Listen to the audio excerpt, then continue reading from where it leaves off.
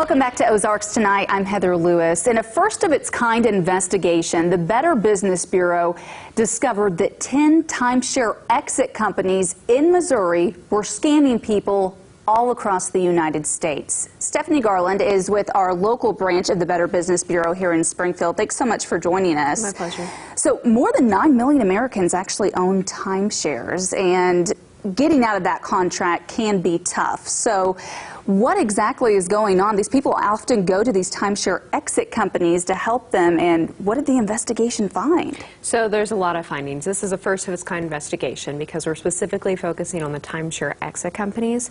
About a year ago, you may recall that we were talking about timeshare companies specifically in that one.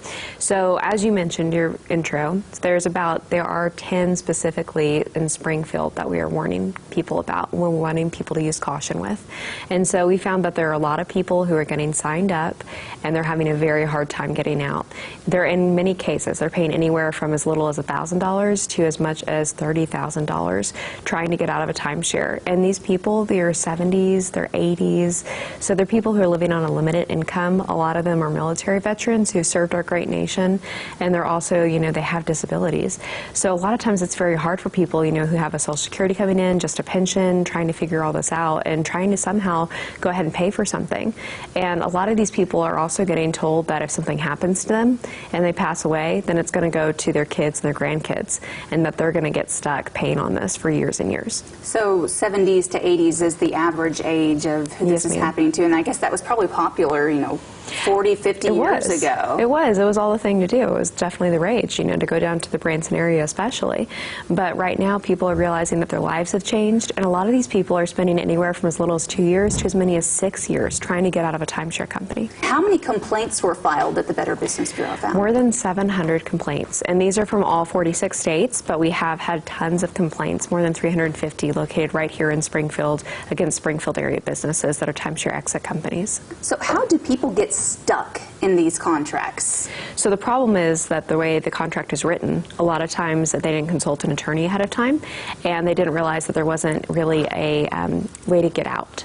They were told that they told verbally that they would be able to get out quite easily. It's guaranteed 100%, it's fine. And then they're having trouble getting out. So they're instead of going and working directly with the timeshare, which is what we'd prefer for them to do and suggest, they're going to another company, timeshare exit company. And a lot of times these people are going ahead and they're telling them to stop paying on their timeshare. And the problem is we're finding that a lot of the times the timeshare exit companies, the ones that specifically are mentioned in the study, they're not doing the work. And so they're giving people thousands of dollars, and little to nothing's being done. So we're very concerned about that, and we want for people to be able to get the help that they need. And they're also going into debt with their timeshare, yes, if you look at it that way too. Yes. Now this found 10 in the state of Missouri. Is this something that's happening all across the country though? Branson is one of the most popular areas, so for people to go for a timeshare, Branson in Florida, and so it made sense whenever we discovered that there were a lot of timeshare exit companies located, basically a stone's throw away in Springfield. Okay, very good. What advice does the BBB have for consumers if they're looking at timeshares, or maybe they're looking to exit their own? What advice is the BBB giving? So for those consumers wanting to get out of a timeshare contract, Better Business Bureau is wanting for them to go ahead and first reach out to the timeshare operators who actually own or operate and manage a timeshare. A lot of times there is a disability clause in there, so if you can prove that you have become disabled, that might be able to help you with your case. Also, listing your timeshare properties for sale either on your own or through those third-party marketing companies has mixed results. So some people think it works perfectly every time. That's not what we're finding. And while the Better Business Bureau generally disagrees about hiring a third party to negotiate a timeshare, the consumers who do go that route, they need to be very, very careful in researching timeshare exit companies very thoroughly. Yeah, just take your time. Don't rush into it while you're on vacation. Right. And if you can consult an attorney before doing so, we would love for you to do that. So this is a first of its kind investigation. What are you doing with the findings here?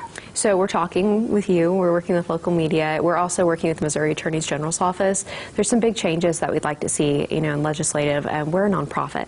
So what we can do is we can help people as best we can. We can make the findings public, and then we can ask and call upon law enforcement to step up and do even better than they're already doing.